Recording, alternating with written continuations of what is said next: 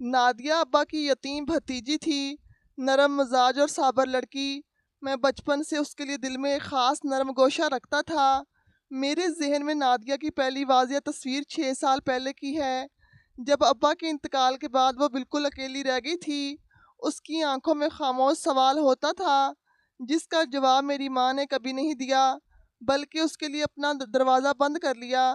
میں ہر چھٹی پر چھپ چھپ کر اس سے ملنے جاتا، اس کے چھوٹے سے کرائے کے گھر پر دستک دیتا اور پھر یوں ہی بیٹھ کر اس کی خیریت پوچھتا۔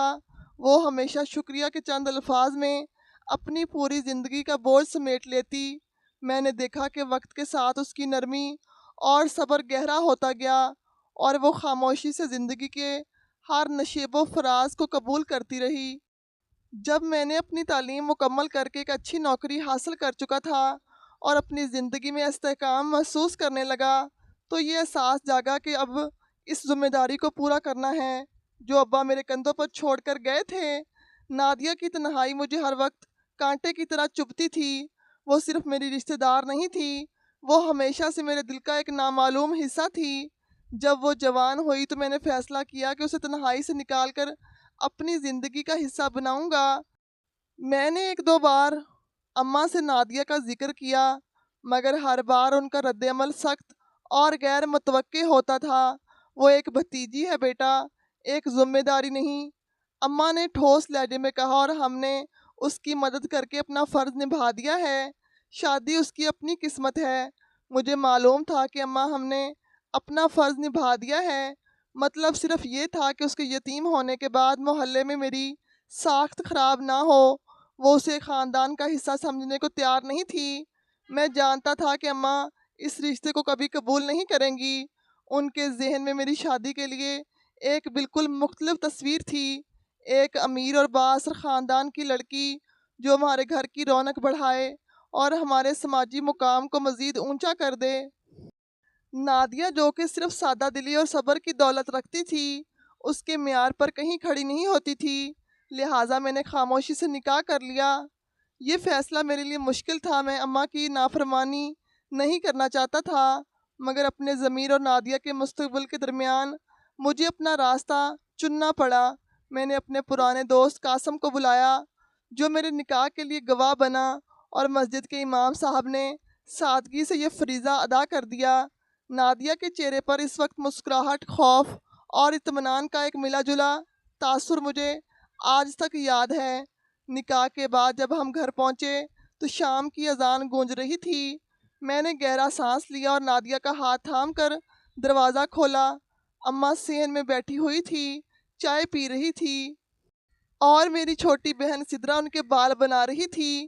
جیسے ہی ان کی نظر ہم پر پڑی، چائے کا کپ ان کے ہاتھ میں کانپنے لگا۔ میں نے فوراً آگے بڑھ کر سلام کیا اور نادیہ کو ان کے قدموں کی طرف جھکنے کا اشارہ کیا، مگر اماں نے نادیہ کے سلام کا کوئی جواب تک نہیں دیا، بلکہ وہ کھڑی ہو گئی۔ ان کے چہرے پر نفرت صاف نظر آ رہی تھی، ان کی آنکھیں تنی ہوئی تھی، اور آواز میں ایک عجیب سی لرزش تھی جو غصے سے زیادہ دھوکہ دہی کا احساس دلا رہی تھی۔ یہ کیا تماشا ہے اسد؟ انہوں نے مجھے میرے نام سے پکارا، جو وہ تبھی کرتی تھی جب وہ شدید غصے میں ہوا کرتی تھی۔ یہ کون ہے اور یہاں کیا کر رہی ہے؟ میں نے اپنی بات شروع کرنے سے پہلے نادیہ کے ہاتھ پر ہلکا سا دباؤ ڈالا۔ اماں، یہ نادیہ ہے اور یہ اب یہاں رہے گی۔ کیا مطلب ہے تمہارا رہے گی؟ ان کی آواز کی لرزش اب چیخ میں بدل گئی۔ یہ لڑکی اب ہمارے گھر میں نہیں رہے گی۔ میں نے تمہیں اس لڑکی کے بارے میں پہلے ہی بتا دیا تھا۔ تم نے میرے اعتماد کا یہ صلہ دیا۔ میری بہنیں ارم اور سدرا بھی حیرت سے ہمیں گھور رہی تھی۔ ماحول اس قدر کشیدہ ہو گیا کہ اگر کوئی سوئی بھی گرتی تو آواز سنائی دیتی۔ اماں نے غصے سے اپنے ہاتھ ہوا میں لہرائے۔ تم نے کسی کو بتائے بغیر، مجھ سے پوچھے بغیر اس یتیم لڑکی سے شادی کر لی۔ میں نے تمہیں بڑے خواب دکھائے تھے۔ اسد تمہارے باپ کا نام ہے محلے میں، اور تم نے میری ناک کٹوا دی۔ میں جانتا تھا کہ خاموش رہا تو اماں اپنے الفاظ سے نادیہ کے ٹکڑے ٹکڑے کر دیں گی۔ میں نے ہاتھ جوڑ کر کہا، اماں مجھے معاف کر دیں، مگر یہ اب میری عزت ہے، میری بیوی ہے۔ آپ اسے دھتکاریں گی تو میرا دل دکھے گا۔ میں آپ کا بیٹا ہوں، مگر اب میں اس کا شوہر بھی ہوں۔ میرے الفاظ میں ایک مضبوطی تھی جو اماں نے شاید پہلی بار دیکھی۔ میں نے ان کے سامنے جھک کر اپنی ٹوپی اتار دی جو میں نے نکاح کے وقت پہنے ہوئے تھی۔ میں نے کہا کہ میں اس کی ذمہ داری لیتا ہوں اور میں اسے کبھی بھی کسی بھی صورت میں اس گھر سے باہر نہیں نکالوں گا۔ یہ سن کر اماں جیسے دیوار سے ٹکرا کر واپس آئی۔ انہیں احساس ہو گیا تھا کہ میرا فیصلہ اٹل ہے۔ وہ بہت دیر تک مجھے دیکھتے ہوئے غصے سے کانپتی رہی، پھر زمین پر بیٹھ گئی اور چلانے کی بجائے اب آہستگی سے بولی، ٹھیک ہے، تم اپنی زندگی برباد کرنا چاہتے ہو تو کرو، مگر یاد رکھنا یہ لڑکی اس گھر میں ایک اضافی بوجھ ہوگی، میرے دل کا سکون نہیں بن پائے گی۔ آخر کار اماں نرم پڑ گئی، مگر ان کی آنکھوں میں وہی چبھن باقی تھی۔ وہ ایک ایسی چبھن تھی جو بظاہر تو ٹھنڈی ہو چکی تھی، مگر اس کے نیچے بدلے اور ناپسندیدگی کی آگ ابھی تک سلگ رہی تھی۔ کچھ دنوں تک گھر کا ماحول بہتر لگنے لگا۔ میں نے ایک شام نادیہ سے پوچھا، تمہیں یہاں کوئی تکلیف تو نہیں ہے؟ اس نے پرسکون نظروں سے مجھے دیکھا، جب آپ ساتھ ہیں تو کیسی تکلیف، بس مجھے امی جی کا دل جیتنا ہے، وہ ایک دن ضرور مجھے قبول کر لیں گی۔ اس کی یہ بے لوث امید دیکھ کر میں مطمئن ہو گیا۔ مجھے لگا کہ وقت گزرنے کے ساتھ ساتھ سب ٹھیک ہو جائے گا، مگر میں نہیں جانتا تھا کہ یہ خاموشی طوفان سے پہلے کی خاموشی ہے۔ میری بہنیں حیران تھی کہ اماں نے نادیہ کو فوراً کیسے قبول کر لیا۔ نادیہ کے قدم گھر میں پڑنے کے 3 دن بعد بڑی بہن ارم اپنے سسرال سے آئی۔ ارم کی آنکھوں میں ہمیشہ ایک خاص قسم کی چمک ہوتی تھی جو دوسروں کی زندگی کے مسائل میں دلچسپی لینے پر چمکتی تھی۔ وہ گھر کے دروازے پر کھڑی حیرت سے سدرا سے پوچھ رہی تھی، کیا ہوا ہے؟ کیا امی بیمار ہیں؟ یہ کیسے ممکن ہے کہ نادیہ گھر میں برتن دھو رہی ہو اور اماں نے اسے کوئی بات نہ کہی ہو؟ سدرا نے اماں کی طرف اشارہ کیا جو اس وقت نادیہ کو ایک کام کی ہدایت دے رہی تھی، مگر ان کا لہجہ غیر متوقع طور پر معمول کا تھا۔ مجھے بھی حیرت ہے آپا، امی کو کیا ہو گیا ہے؟ وہ تو اسے اس گھر میں 1 منٹ بھی برداشت نہیں کرتی۔ ارم نے اماں کے پاس جا کر آہستہ سے سرگوشی کی، امی آپ نے نادیہ کو قبول کر لیا ہے؟ یہ وہی لڑکی ہے جس کی شکل بھی آپ دیکھنا نہیں چاہتی تھی۔ اماں نے ہاتھ کے اشارے سے ارم کو پاس بلایا اور دونوں بیٹھک کے پردے کے پیچھے ہو گئیں۔ یہاں نادیہ کچن کے دروازے سے صرف چند فٹ کے فاصلے پر کھڑی چائے کے لیے دودھ گرم کر رہی تھی۔ نادیہ نے ان کی سرگوشی سننے کی کوشش نہیں کی، مگر گرم دودھ کے شور سے زیادہ ان دونوں کی دھیمی آوازیں کچن کی خاموشی میں گونج رہی تھی۔ ان میں سے بڑی بہن نے طنزیہ کہا، امی آپ کو عقل آ گئی ہے، یا شاید اسد بھائی نے کوئی ایسی دھمکی دے دی ہے کہ اگر نادیہ کو نکالا تو وہ خود گھر چھوڑ دے گا۔ ارم کی بات میں صاف شک اور بدگمانی جھلک رہی تھی۔ اماں نے ارم کا ہاتھ تھاما اور ایک معنی خیز مسکراہٹ کے ساتھ جواب دیا۔ ان کی آنکھوں میں ایک شیطانی چمک تھی جو ان کے عام غصے سے زیادہ خطرناک تھی۔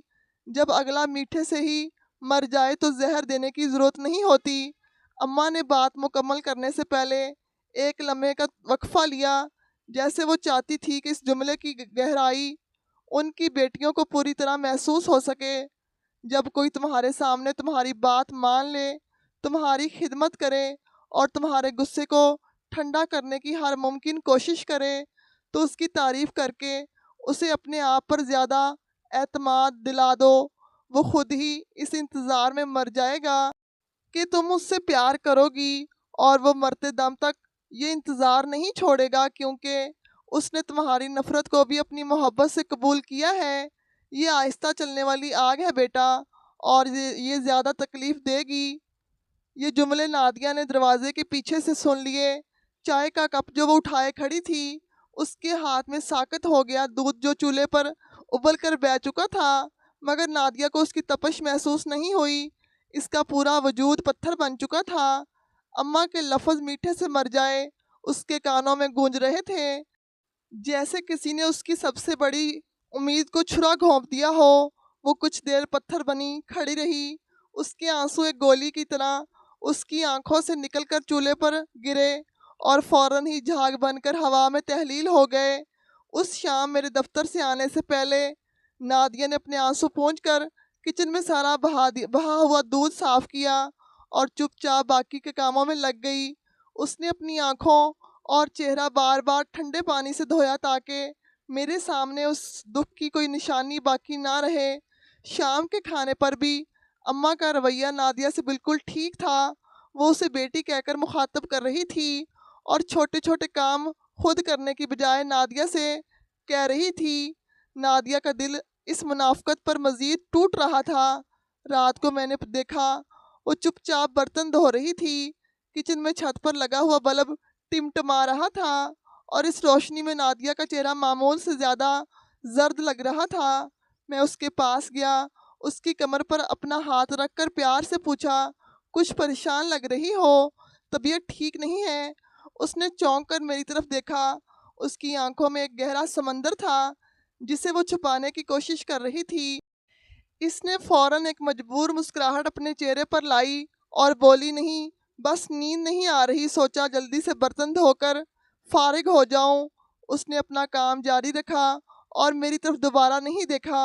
وہ مجھ سے بات نہیں کر رہی تھی بلکہ وہ خود سے عہد کر رہی تھی۔ میں اس کی خاموشی نہ سمجھ سکا۔ میں نے صرف یہی سمجھا کہ وہ نئی زندگی میں ایڈجسٹ ہو رہی ہے اور یہ عام سی بات ہے۔ نادیہ نے اپنی تکلیف کو اپنی خاموشی کے اندر دفن کیا اور اس خاموشی کا اثر اگلے چند ہفتوں میں گھر کے ماحول پر نظر آنے لگا۔ نادیہ نے اپنی سرگرمیوں میں دوگنا اضافہ کر دیا۔ وہ ماں کی خدمت اس طرح کرتی جیسے وہ ایک گناہ گار ہو، جیسے اپنی غلطی کی معافی مانگنی ہو۔ وہ صبح 4 بجے اٹھ جاتی تاکہ اماں کی ہر چھوٹی بڑی ضرورت پوری کر سکے۔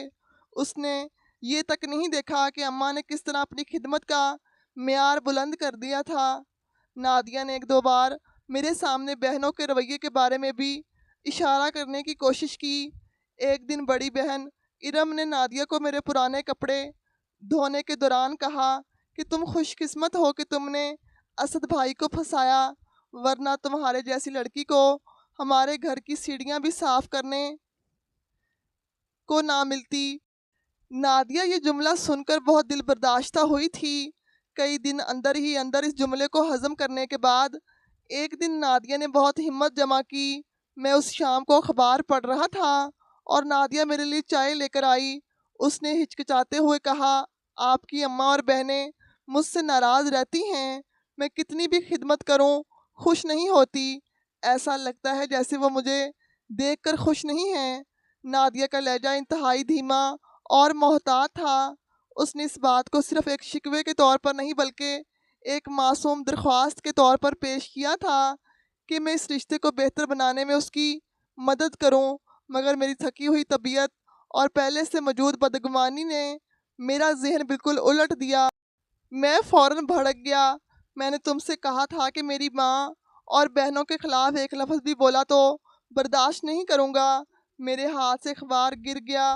کیا تم یہ چاہتی ہو کہ میں تمہیں گھر لانے کے بعد اپنی ماں اور بہنوں سے دور ہو جاؤں؟ تم کس قسم کی عورت ہو؟ تم صرف شکایتیں لے کر آئی ہو۔ میرے غصے کی شدت اور الفاظ کی سختی نے نادیہ کو اس کی جگہ پر ہی جما دیا۔ وہ سہمی ہوئی چپ ہو گئی۔ اس کی آنکھوں میں آنسو آ گئے مگر انہیں پلکوں کی باڑ توڑنے کی اجازت نہ دے سکی۔ اس دن کے بعد اس نے کبھی کوئی شکوہ نہیں کیا۔ اس نے اپنی پوری اندرونی دنیا کو میرے سامنے بند کر لیا۔ اسے احساس ہو گیا تھا کہ میرے لیے میری ماں کی بات اور میرا یقین اس کی سچائی سے زیادہ اہم ہے۔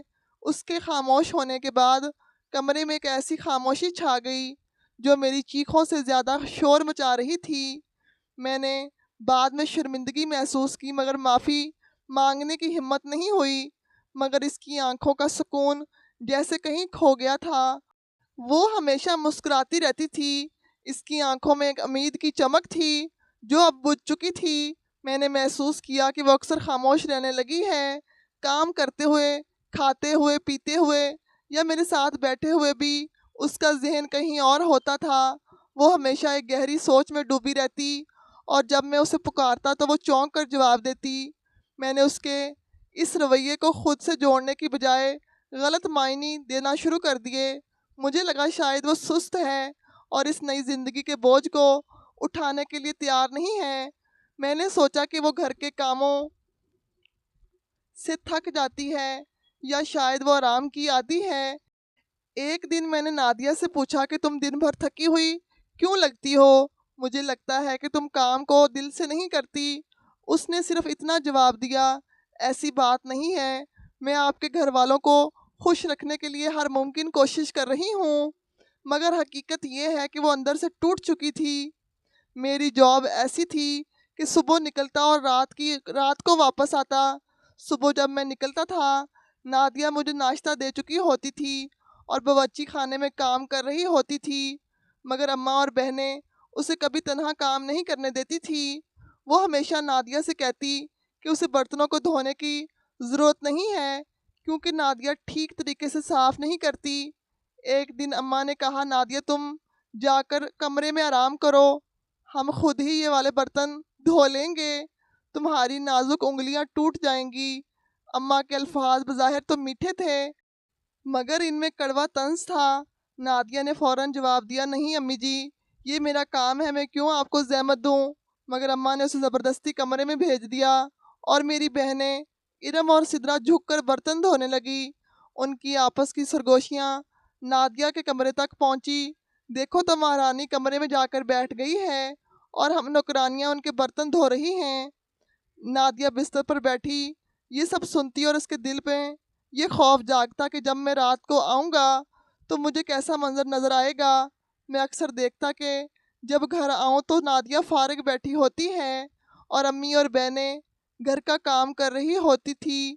ایک شام میں نے دیکھا کہ اماں صحن میں پودوں کو پانی دے رہی ہیں جبکہ نادیہ کمرے کی کھڑکی کے پاس بیٹھی خاموشی سے ایک میگزین پڑھ رہی تھی۔ میرے آتے ہی اماں نے پودے رکھنے والا برتن زمین پر رکھ دیا اور سانس لینے لگی۔ یہ منظر دیکھ کر میرے اندر غصے کی آگ بھڑک اٹھی۔ یہ کیا ہو رہا ہے؟ میں نے اپنی آواز کو سختی سے بلند کیا۔ نادیہ فوراً کھڑی ہو گئی، اس کے چہرے پر خوف کے سائے تھے۔ امی کو کام نہ کرنے دیا کرو، تم یہاں آرام کر رہی ہو اور وہ اس عمر میں باہر دھوپ میں کام کر رہی ہیں۔ تمہیں کیا ہو گیا ہے نادیہ؟ کیا تم نے انہیں نوکر سمجھ لیا ہے؟ نادیہ کی آنکھوں میں ندامت اور تکلیف کا ایک سیلاب امڑ چکا تھا مگر وہ خود پر قابو پائے رہی۔ وہ نرم لہجے میں کہتی، امی مجھے کچھ نہیں کرنے دیتی، خود کر لیتی ہیں۔ میں نے کئی بار کوشش کی کہ انہیں روکا جائے مگر وہ کہتی ہیں کہ تمہارے ہاتھ میں سلیقہ نہیں ہے یا یہ کام میں نے اپنی پوری زندگی خود کیا ہے۔ وہ سچ کہہ رہی تھی۔ اماں اور بہنیں جان بوجھ کر نادیہ کو کام سے دور رکھتی تھی تاکہ وہ خود کو مصروف دکھا سکیں اور میرے سامنے اسے سست اور لاپرواہ ثابت کر سکیں۔ یہ ان کی خاموش سازش کا ایک حصہ تھا مگر میں نے ان کی بات پر یقین نہیں کیا۔ میرے دل میں یہ بات بیٹھ چکی تھی کہ نادیہ جھوٹ بول رہی ہے۔ میرا شک اب یقین میں بدل چکا تھا۔ بس کرو نادیہ، مجھے جھوٹ نہ بولو، تم بہت آرام طلب ہو چکی ہو۔ یاد رکھو ہماری روایات میں بیوی شوہر کی ماں کی خدمت کو اپنا فرض سمجھتی ہے۔ نادیہ اندر ہی اندر روتی مگر کہہ کچھ نہیں پاتی تھی۔ وہ جانتی تھی کہ وہ جو بھی کہے گی اس کا کوئی فائدہ نہیں ہوگا کیونکہ میرے دل میں اماں کی باتوں نے ایک ایسی کھڑکی کھول دی تھی جہاں سے صرف شک ہی گزرتا تھا۔ میری بے اعتباری نے اس کے دل پر بوجھ ڈال دیا۔ وہ ایک بار پھر خاموش ہو گئی۔ نادیہ کی خاموشی نے گھر میں ایک عجیب سا ٹھہراؤ پیدا کر دیا۔ وہ ایک سائے کی طرح کام کرتی رہتی، نظر نہیں آتی تھی مگر اس کی محنت کے نتائج ہر طرف نظر آتے تھے۔ اس نے اماں کی خدمت کے لیے اپنی نیند تک قربان کر دی مگر اماں کی چالیں زیادہ مضبوط تھی۔ گرمیوں کا موسم تھا، درجہ حرارت آسمان کو چھو رہا تھا۔ مجھے اماں کی صحت کی فکر ہوئی۔ وہ عمر رسیدہ تھی اور ہیٹ اسٹروک کا خطرہ تھا۔ میں نے اپنے کمرے میں اے سی لگوایا تھا کہ اماں کو راحت ملے۔ میرا خیال تھا کہ اماں میرے کمرے میں دن کے وقت آرام کریں گی اور نادیہ ان کی دیکھ بھال کرے گی۔ اے سی لگنے کے اگلے دن میں نے اماں کو کمرے میں منتقل ہونے کو کہا۔ اماں نے خوشی سے قبول کر لیا مگر نادیہ کو ہدایت دی کہ وہ صرف ان کی خدمت کے لیے کمرے میں داخل ہوگی اور اپنا وقت باہر ہی گزارے گی۔ نادیہ نے ایک بار بھی احتجاج نہیں کیا۔ اگلے دن میری بہن سدرا کے رشتے والے آنے والے تھے۔ میں صبح دفتر نکلنے سے پہلے نادیہ کو بتا کر گیا تھا کہ وہ سب تیاریاں وقت پر مکمل کر لے۔ نادیہ نے بازار سے مٹھائیاں لانے، گھر کی صفائی کرنے اور سدرا کو تیار کرنے کا سارا کام خود ہی سر انجام دیا۔ سدرا کے رشتہ داروں کی آمد سے 1 گھنٹہ پہلے نادیہ نے اپنا کام ختم کیا۔ کھانا پک چکا تھا اور سدرا بھی تیار ہو کر اماں کے ساتھ بیٹھی تھی۔ نادیہ کو احساس ہوا کہ اس کے کپڑوں پر کچن کے کام کی وجہ سے داغ لگ چکے ہیں۔ وہ صرف 5 منٹ کے لیے اپنے کمرے میں گئی تاکہ تازہ کپڑے بدل سکے۔ جب وہ واپس آئی تو دروازے پر شور مچا ہوا تھا۔ رشتے والے آ چکے تھے اور میں ابھی دفتر سے نہیں آیا تھا۔ اماں فرش پر گری پڑی تھی اور سدرا ان کے سرہانے کھڑی رو رہی تھی۔ اماں نے روتے ہوئے کہا کہ آج تمہاری بہن کے رشتے والے آئے تھے، مگر نادیہ کو ذرا شرم نہیں آئی۔ وہ ٹھنڈے کمرے میں بیٹھی رہی۔ میں نے اسے آواز دی کہ میری طبیعت خراب ہو رہی ہے، میرے سر میں چکر آ رہے ہیں، مگر اس نے سنا ہی نہیں۔ میں نے خود ہی اٹھ کر پانی لینے کی کوشش کی اور گر گئی۔ اماں کی بات سن کر رشتے والوں نے فوراً نادیہ کی طرف دیکھا، جنہیں یہ بالکل ہی شرمناک لگا کہ نئی بہو کمرے میں آرام کر رہی تھی جبکہ ساس گر گئی۔ میں اسی دوران گھر میں داخل ہوا اور یہ منظر دیکھا۔ میری جاب سے تھکی ہوئی حالت اور اماں کی گرنے کی کہانی نے میرے اندر کا غصہ آسمان پر پہنچا دیا۔ میں نے غصے سے نادیہ پر چیخنا شروع کر دیا، تم نے کیا کر دیا؟ رشتہ دار گھر میں ہیں اور تم میری ماں کو دیکھ نہیں سکتی؟ کیا تمہیں میرے گھر کی عزت کا ذرا بھی خیال نہیں ہے؟ تم کس قسم کی عورت ہو؟ تم نے مجھے شرمندہ کر دیا۔ وہ بس اتنا بولی۔ میں نے سب تیاریاں کی تھی، بس آپ کے آنے سے پہلے کپڑے بدلنے گئی تھی۔ میں نے امی کو گرتے ہوئے نہیں دیکھا۔ مجھے صرف 5 منٹ ہوئے ہیں۔ کمرے میں نادیہ کی آنکھوں میں التجا تھی، مگر اس کا جواب میرے غصے کے سامنے ایک کمزور سرگوشی تھا۔ مگر میں نے کچھ نہیں سنا، بس اپنے غصے میں سب کچھ کہہ دیا۔ میں نے رشتہ داروں کے سامنے اس کی توہین کی۔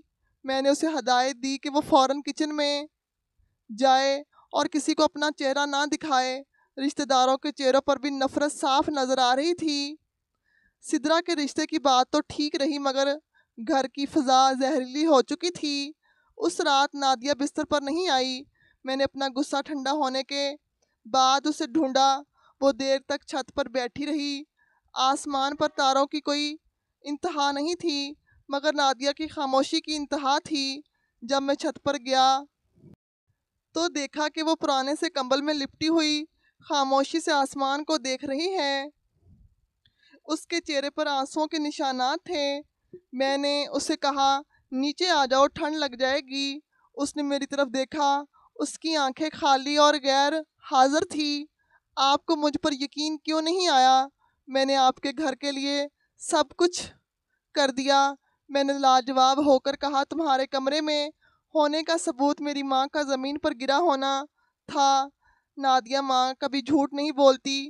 وہ خاموش ہو گئی اور پھر آہستہ سے بولی، شاید سوچ رہی تھی کہ محبت میں الزام بھی سزا بن جاتے ہیں، اور جب الزام لگانے والا خود میرا شوہر ہو تو وہ سزا زیادہ شدید ہوتی ہے۔ اس کے الفاظ کی گہرائی میں میرے دل کو چھوا، مگر میری ماں کے خلاف یہ بات سننے کی جرأت مجھ میں نہیں تھی۔ میں اسے نیچے لے آیا اور کمرے میں چپ چاپ لیٹ گیا۔ وہ پوری رات کمرے کے کونے میں بیٹھی رہی، اور اس رات کے بعد سے نادیہ نے فیصلہ کیا کہ وہ میرے سامنے آنے سے ہمیشہ گریز کرے گی تاکہ کسی نئے الزام سے بچ سکے۔ اس کی محبت اب خوف میں بدل چکی تھی۔ گزشتہ رات کا الزام اور میری بے رخی نادیہ کے لیے گہرا زخم چھوڑ گئی تھی۔ اس نے اگلے ہفتے میں اپنے آپ کو مکمل طور پر کاموں میں مگن کر لیا، مگر اس نے کبھی بھی ماں کے قریب رہ کر کام نہیں کیا۔ وہ ہمیشہ ایک دوری بنائے رکھتی تھی تاکہ اماں کو نیا بہانہ نہ ملے۔ 1 ہفتے بعد میں اپنے کام میں مصروف تھا جب مجھے اماں کی طرف سے ایک پریشان کن کال آئی۔ انہوں نے روتے ہوئے کہا کہ وہ ٹھیک نہیں ہیں اور نادیہ ان کی کوئی مدد نہیں کر رہی۔ میں نے اماں کی آواز میں دکھ اور بے بسی محسوس کی اور میرا دل ڈوب گیا۔ میں فوراً دفتر سے چھٹی لے کر شام کو گھر پہنچا۔ جب میں شام کو آیا تو دروازے پر میری چھوٹی بہن زندہ کھڑی تھی، جس کا چہرہ آنسوؤں سے بھیگا ہوا تھا۔ جیسے ہی میں نے قدم رکھا، اس نے مجھے لپیٹ لیا اور کہا بھائی نادیہ نے آج حد کر دی۔ اندر داخل ہوتے ہی دیکھا کہ اماں فرش پر گری ہوئی رو رہی تھی۔ ان کے کپڑے بکھرے ہوئے تھے اور وہ اپنے دائیں ہاتھ پر دباؤ ڈال کر رونا شروع ہو گئی۔ سدرا اور ارم دونوں اماں کے گرد کھڑی تھی۔ نادیہ باورچی خانے کے دروازے پر ساکت کھڑی تھی۔ اس کا چہرہ بالکل سفید ہو چکا تھا، جیسے اسے کسی سانپ نے ڈس لیا ہو۔ اماں نے اپنی روتی ہوئی آواز میں بمشکل کہا نادیہ نے مجھے دھکا دیا ہے اور اے سی والے کمرے سے بھی نکال دیا۔ میں صرف یہ کہنے لگی تھی کہ میرا سر دکھ رہا ہے، پنکھا چلا دو، مگر اس نے غصے میں کہا کہ آپ ہمیشہ مجھے کام کرنے سے روکتی ہیں اور خود آرام کرتی رہتی ہیں۔ ارم نے فوراً اس بات کی تائید کی، جی بھائی میں نے اپنی آنکھوں سے دیکھا ہے۔ نادیہ اماں کو کمرے سے دھکے دے رہی تھی۔ بہنیں بھی رونے لگی۔ سدرا نے بھی کہا کہ نادیہ اماں سے بحث کرتی ہے۔ میرا دماغ گھوم گیا، ایک تو میں دفتر سے کام چھوڑ کر آیا تھا اور دوسرا یہ شرمناک منظر، نادیہ کا مجھ سے جھوٹ بولنا تو پہلے ہی ثابت ہو چکا تھا اور اب وہ میری ماں پر ہاتھ اٹھا رہی تھی۔ میں نے بغیر سنے نادیہ پر ہاتھ اٹھایا۔ میرا ہاتھ ہوا میں بلند ہوا اور اس کے گال سے جا ٹکرایا۔ ایک سنسناتی ہوئی آواز پورے گھر میں گونج اٹھی۔ یہ پہلی بار تھا کہ میں نے نادیہ پر جسمانی تشدد کیا تھا۔ وہ چپ چاپ سہتی رہی۔ اس نے اپنے گال پر ہاتھ نہیں رکھا۔ اس کی آنکھوں میں حیرت اور تکلیف کے علاوہ کچھ نہیں تھا۔ اگلے دن اماں آرام سے بیٹھی محلے کی عورتوں کو یہ قصہ سنا رہی تھی۔ وہ اپنے دائیں بازو کو جھوٹے دکھاوے کے ساتھ پکڑ کر بیٹھی تھی اور عورتوں سے کہہ رہی تھی دیکھو اس لڑکی کو کتنا غرور ہے، یہ تو اپنے سسرال میں بھی میرے ساتھ ایسا کر رہی ہے۔ میں نے اپنے بیٹے کی خاطر اسے قبول کیا تھا مگر اس نے میرا یہ حال کر دیا۔ نادیہ اس وقت پودوں کو پانی دے رہی تھی اور ان عورتوں سے تھوڑے فاصلے پر کھڑی تھی۔ نادیہ نے دور کھڑے یہ سب سنا۔ اسے احساس ہوا کہ وہ صرف اپنے سسرال والوں کے لیے نہیں بلکہ اس پورے محلے کے سامنے ایک مجرم ثابت ہو چکی ہے۔ اس کی سچائی کی آواز اب مجھ تک پہنچ ہی نہیں سکتی تھی اور سب سے بڑا دکھ یہ تھا کہ اس کی سچائی کا سب سے پہلا انکار خود میں نے کیا تھا۔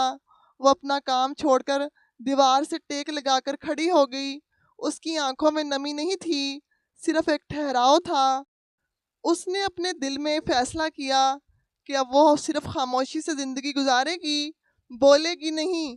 اسے محسوس ہوا کہ اب الفاظ کی ضرورت نہیں ہے۔ جس نے اسے جذباتی اذیت دی وہ اس کی روح کی تکلیف کو کیسے محسوس کر سکتا ہے۔ اس نے اس دن میرے اور اپنے درمیان ایک فیصلہ کن دیوار کھڑی کر لی۔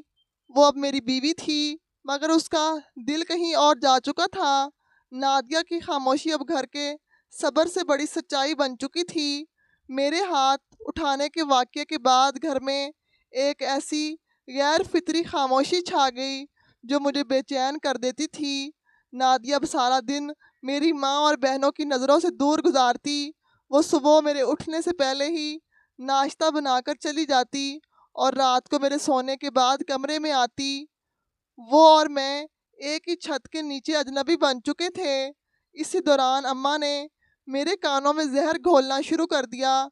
یہ ایک نیا حربہ تھا جو انہوں نے نادیہ کو مستقل طور پر گھر سے نکالنے کے لیے استعمال کیا۔ میں نے محسوس کیا کہ جب بھی میں اماں کے ساتھ بیٹھتا تو بات ہمیشہ نادیہ سے ہوتی مگر اس کا مقصد نادیہ پر تنقید کرنا ہوتا تھا۔ اسد بیٹا تم کب تک ایسے جیو گے؟ اماں نے ایک شام چائے پیتے ہوئے کہا، تمہیں اپنی نسل کو آگے بڑھانا ہے، تمہارے باپ کا نام ہے اور یہ سب کون کرے گا؟ میں نے بے چینی سے پوچھا، کیا مطلب اماں؟ مطلب صاف ہے، مجھے لگتا ہے کہ نادیہ بانجھ ہے، تمہاری اولاد نہیں ہوگی۔ انہوں نے میری طرف اس طرح دیکھا جیسے وہ کوئی راز بتا رہی ہوں۔ میں نے ایک حکیم سے بات کی تھی اور انہوں نے کچھ اشارے دیے ہیں کہ اس لڑکی میں کچھ کمی ہے۔ دیکھو بیٹا، 2 سال ہو گئے ہیں شادی کا اور کوئی خوشخبری نہیں ہے۔ یہ بات میرے لیے کسی بم دھماکے سے کم نہیں تھی۔ اولاد کی خواہش میرے دل میں بھی تھی۔ اماں نے اس خواہش کو استعمال کر کے میرے ذہن میں شک ڈال دیا۔ میں سوچ میں پڑ گیا۔ میرا ضمیر ایک طرف مجھ پر دباؤ ڈال رہا تھا اور دوسری طرف اماں کی خواہش اور اولاد کی تمنا میں نے نادیہ پر صرف الزام لگایا تھا، مگر اب وہ یہ بات میرے خاندان کی توسیع کا سوال بن چکی تھی۔ نادیہ کو کچھ پتہ نہیں تھا، مگر اب محسوس ہو رہا تھا کہ گھر میں کچھ بڑا ہونے والا ہے۔ ایک رات میں نے اٹھ کر دیکھا تو نادیہ سجدے میں گری ہوئی تھی اور اس کا پورا وجود ہل رہا تھا۔ جب وہ اٹھی اور دعا کے لیے ہاتھ اٹھائے تو میں نے پہلی بار اس کے ہاتھوں کو کانپتے ہوئے محسوس کیا۔ اس کا چہرہ آنسوؤں سے بھیگا ہوا تھا، مگر اس کے لبوں پر کوئی شکایت نہیں تھی، وہ صرف اللہ سے مدد مانگ رہی تھی۔ میں نے آہستگی سے اس کا ہاتھ تھاما۔ نادیہ، کیا ہوا ہے؟ کیا تم بیمار ہو؟ وہ فوراً چونک کر پیچھے ہٹ گئی۔ نہیں، میں بس دعا کر رہی تھی۔ اس نے اپنے آنسو پونجے اور اپنی جگہ سے اٹھ گئی۔ میں نے اسے جھوٹا اطمینان دینے کی کوشش کی۔ اماں کہہ رہی تھی کہ تمہیں اولاد نہیں ہو سکتی۔ اس نے میری بات کاٹ دی۔ اگر اللہ کی رضا ہوگی تو ضرور ہوگی، اگر نہیں بھی ہوئی تو بھی میں آپ کے ساتھ ہوں۔ اس کے ایمان کی پختگی نے مجھے ایک لمحے کے لیے ہلا دیا، مگر پھر بھی آنکھیں بند کر لی۔ میں نے اماں کی باتوں اور سنبل کی خوبصورتی کو نادیہ کے ٹوٹے ہوئے اعتبار پر فوقیت دی۔ انسان جب ماں اور بیوی کے درمیان پھنس جائے تو اکثر انصاف کھو دیتا ہے۔ میں نے اس رات نادیہ کے پہلو میں لیٹ کر بھی اس سے دور رہنے کا فیصلہ کر لیا تھا، اور یہی نادیہ کو سب سے زیادہ تکلیف دے لگا۔ میرے اور نادیہ کے درمیان اب اولاد اور دوسری شادی کی بات ایک سائے کی طرح منڈلا رہی تھی۔ میرے دل میں اماں کی باتوں پر یقین اور نادیہ کی خاموش قربانیوں کے درمیان ایک شدید کشمکش جاری تھی۔ میں نے اپنے آپ کو کام میں اتنا مصروف رکھا کہ گھر کے حقیقی حالات سے بے خبر ہو گیا۔ ایک دن میں دفتر کی فائل بھول کر اچانک گھر واپس آیا۔ یہ ایک غیر معمولی دن تھا اور میں دوپہر کے وقت گھر میں تھا۔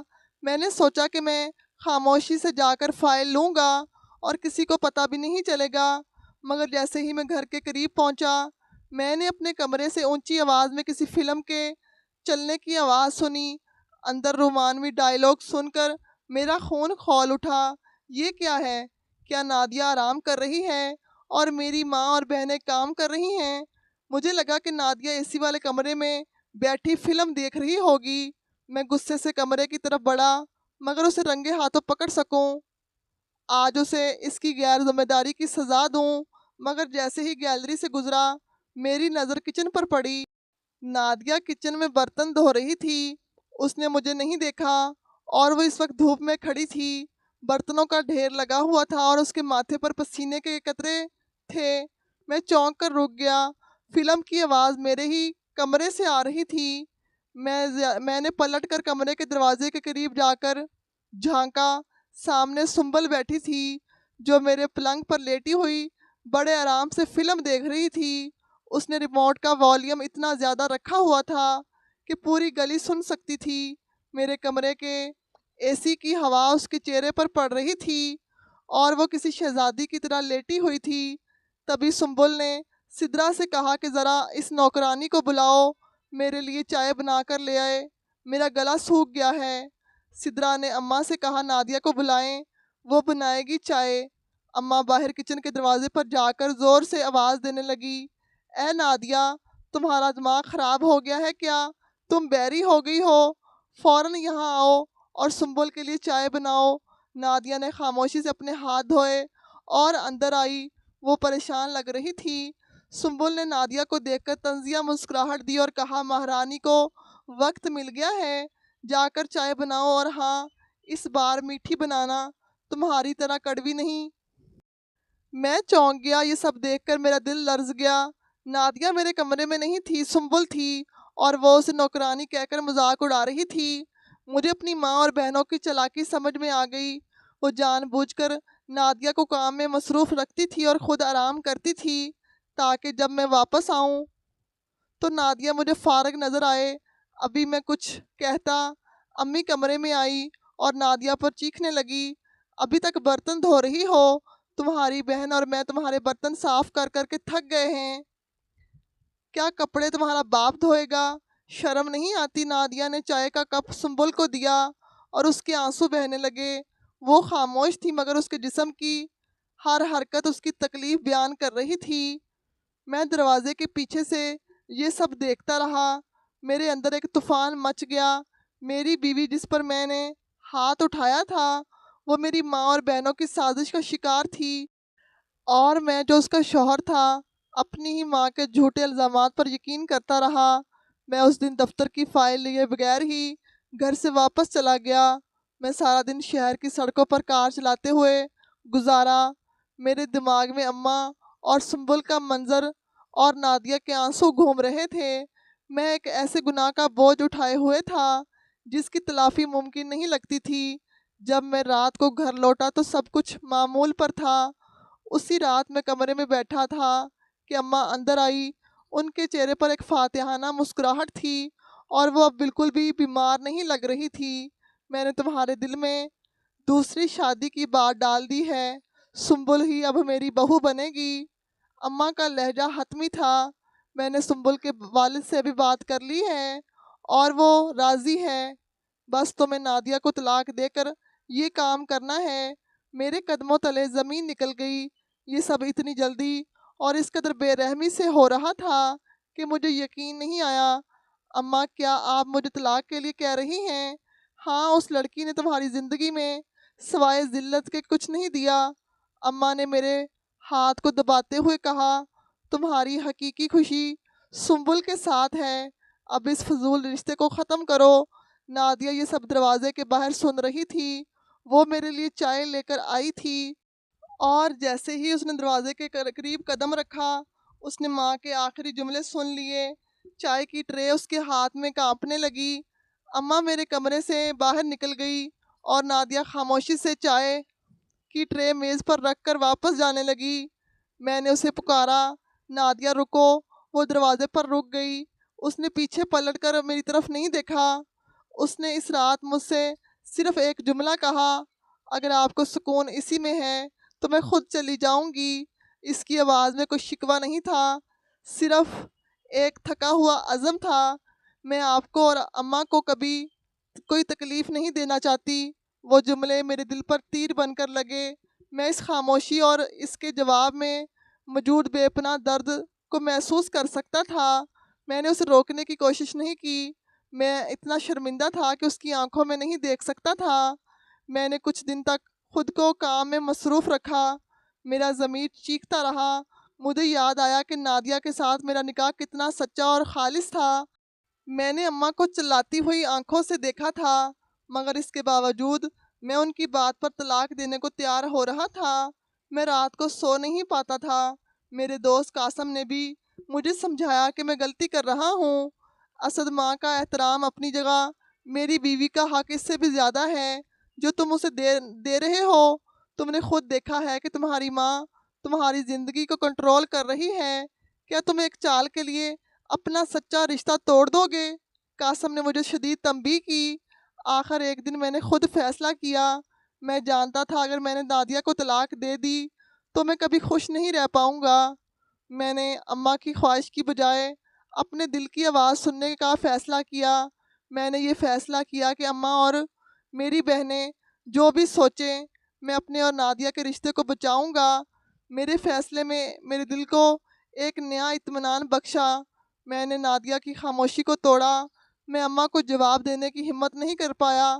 میں جانتا تھا اگر میں اماں سے بات کی تو وہ مجھے اس فیصلے سے باز رکھنے کی پوری کوشش کریں گی۔ صبح کے وقت جب اماں اور بہنیں اپنی نیند پوری کر رہی تھی، میں نادیہ کے کمرے میں گیا۔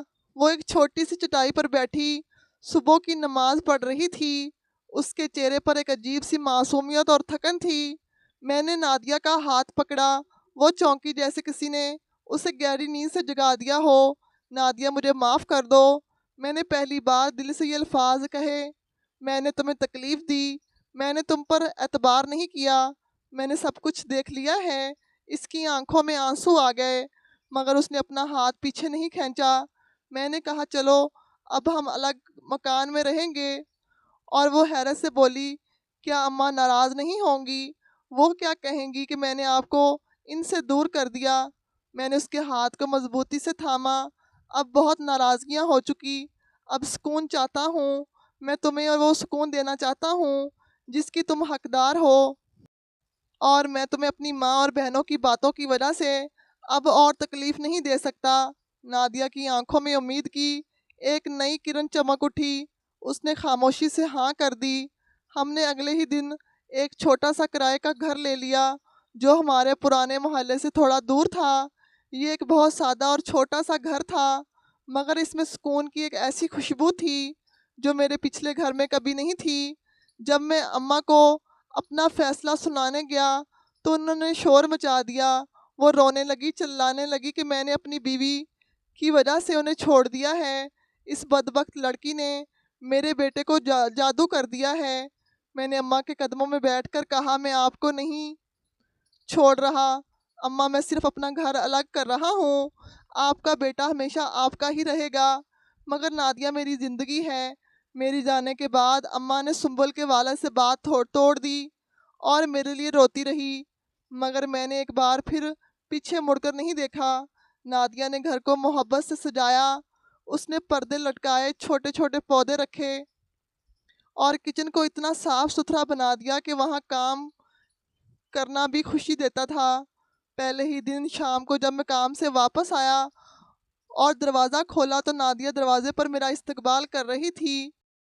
اس کے چہرے پر پہلی بار ایک حقیقی مسکراہٹ تھی، ایک ایسی مسکراہٹ جو کسی خوف یا مجبوری کے بغیر تھی۔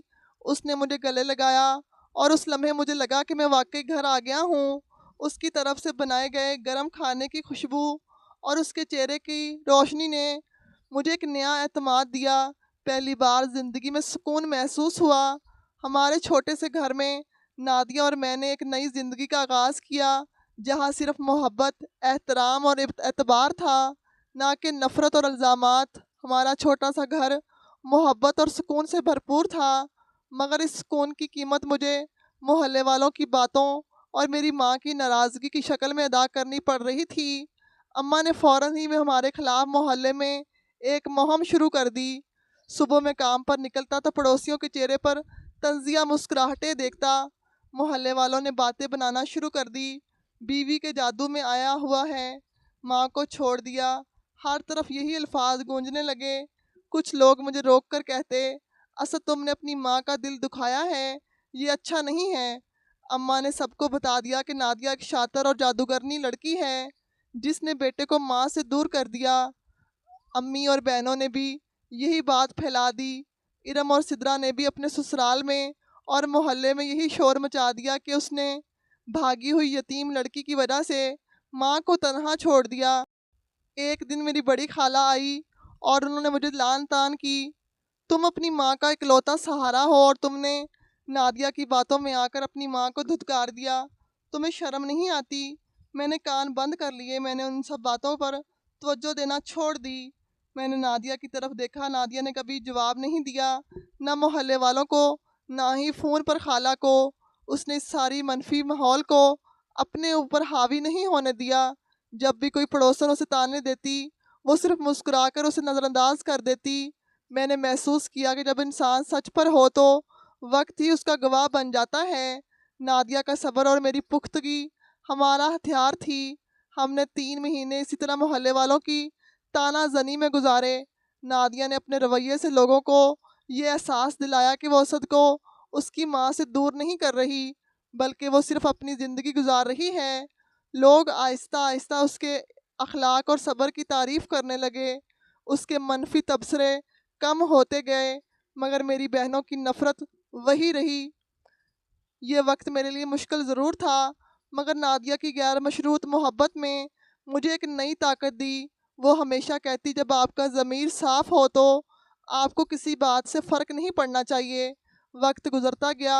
6 ماہ بعد ہماری زندگی میں ایک نیا موڑ آیا جب نادیہ کے حاملہ ہونے کی خبر ملی۔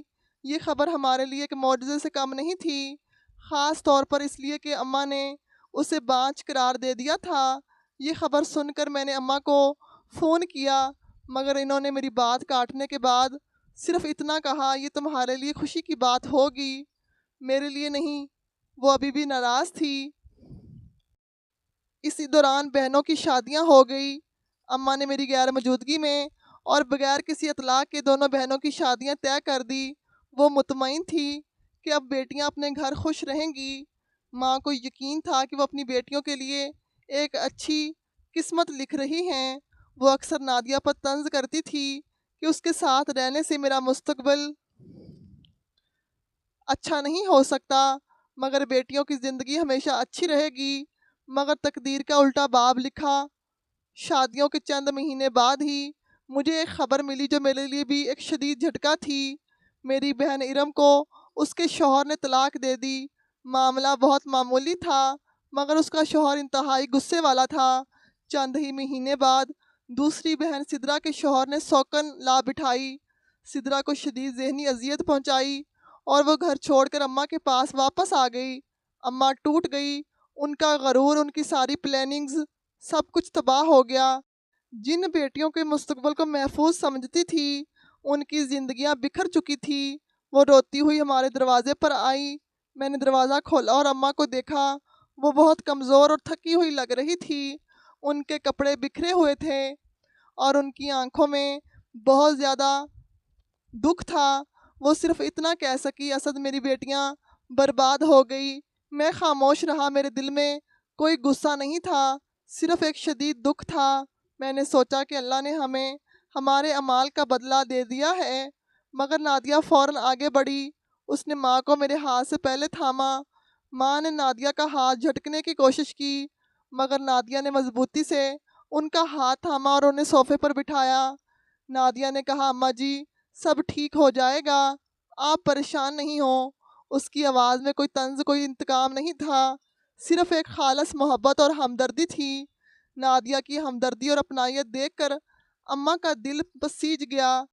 انہیں لگا جیسے ان کی بیٹیوں کو جس اذیت سے گزرنا پڑا وہ اسی عورت کے پاس پناہ لینے آئی ہیں جسے انہوں نے زندگی بھر ذلیل کیا۔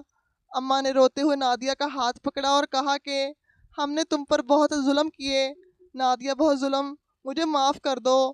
ان کے آنسو رک نہیں رہے تھے۔ شاید اس کی سزا ہماری بیٹی کو ملی ہے۔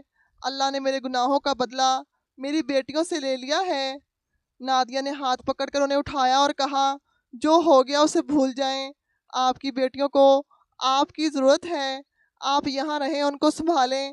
وہ میری طرف مڑی اور مجھے اشارہ کیا کہ اماں کے لیے چائے بناؤ۔ میں یہ منظر دیکھ کر سوچتا رہا کہ میں نے نادیہ پر کتنا ظلم کیا تھا اور آج وہ کتنے بڑے دل کی مالک ہے۔ جو ہر وقت نادیہ سے نفرت کرتی تھی وہ آج ان کے کندھے پر سر رکھ کر رو رہی تھی۔ نادیہ نے کہا، میں آپ کی بیٹی ہوں، تو اماں پھوٹ پھوٹ کر رو پڑی۔ وہ اپنے بیٹے کے سامنے اپنی غلطی کا اعتراف کر رہی تھی۔ تم اتنی اچھی کیوں ہو نادیہ؟ میں نے تمہیں نوکرانی سمجھا، میں نے تمہیں گھر سے نکالنے کی پوری کوشش کی اور تم آج میری ٹوٹی ہوئی بیٹیوں کو سنبھالنے کے لیے تیار ہو۔ نادیہ نے ان کی باتوں کا کوئی جواب نہیں دیا، صرف ان کے سر پر ہاتھ پھیرا۔ میں یہ منظر دیکھ کر سوچتا رہا، جس عورت نے انہوں نے ذلیل کیا آج وہی ان کے آنسو پونچھ رہی ہے۔ نادیہ کے چہرے پر سکون تھا، جیسے اس نے سب گناہوں کو معاف کر دیا ہو۔ اس نے اپنے عمل سے ثابت کر دیا کہ وہ کسی بھی شکوے یا الزام سے بہت زیادہ بہتر تھی۔ اماں اب ہمارے ساتھ رہنے لگی۔ وہ دونوں بہنوں کو لے کر ہمارے چھوٹے سے گھر میں آ گئی۔ نادیہ نے ان کی ہر ضرورت کا خیال رکھا۔ اس نے اماں کے کمرے کو صاف کیا، انہیں آرام دہ محسوس کروایا اور ان کی پسند کا کھانا بنایا۔ اماں کی طبیعت زیادہ خراب رہنے لگی تھی اور نادیہ نے ایک نرس کی طرح سنبھالا۔ بہنیں آہستہ آہستہ اپنی غلطیاں ماننے لگی۔ نادیہ نے اپنے صبر، محبت اور بے لوث خدمت سے نہ صرف میرے خاندان کے بکھرے ہوئے ٹکڑوں کو جوڑا بلکہ میری ماں اور بہنوں کا دل بھی ہمیشہ کے لیے جیت لیا۔ میں نے اپنی ماں کو نادیہ سے پہلی بار محبت کا اظہار کرتے ہوئے دیکھا۔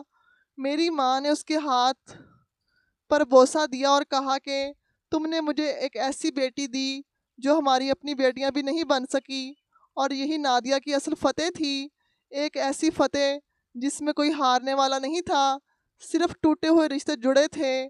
امید کرتے ہیں کہ ہماری آج کی کہانی آپ کو پسند آئی ہوگی۔ پسندیدگی کا بہترین اظہار یہ ہے کہ ہمارے چینل کو لائک، شیئر اور سبسکرائب ضرور کریں۔ جزاک اللہ۔ اللہ حافظ۔